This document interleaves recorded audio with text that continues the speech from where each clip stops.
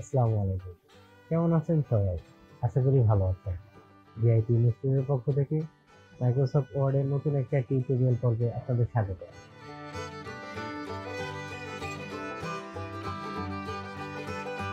আজকে আমরা শিখব মাইক্রোসফট ওয়ার্ডের টেক্সট কাট, কপি এবং পেস্ট কিভাবে করতে হয়। তাহলে চলুন দেখে নেওয়া যাক।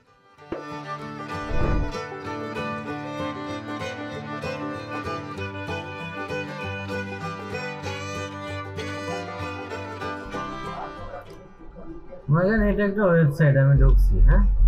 ঢোকার পরে আমার এই যে এতটুকু লেখা আমার কপি করা দরকার।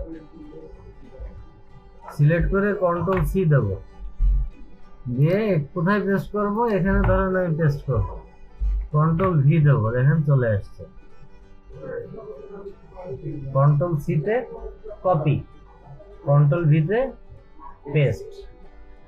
ওকে, মনে করেন আমি কুইকটা এখানে রাখবোই না, অর্থাৎ কাট করব।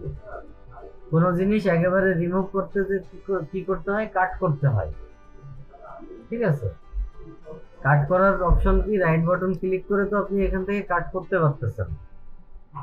করে আপনি এখানে তো রাইট বাটন আবার ক্লিক করে পেস্ট করতে পারতেছেন, তাই তো। কিন্তু আমরা কিবোর্ড শর্টকাট দেখবো। আমি সিলেক্ট করলাম, করে কন্ট্রোল এক্স দিলে কাট হয়ে যাবে। আপনি করেন, সিলেক্ট করেন কন্ট্রোল এক্স, কাট হয়ে গেছে না? Control x. এবার আপনি মনে করেন যেখানে পেস্ট করবেন সেখানে নিয়ে যান। পেস্ট করার ফর্মুলা কি? Control V. পেস্ট হয়েছে? তাহলে আমরা শর্টকাট শিখলাম কপি, পেস্ট, কাট, পেস্ট।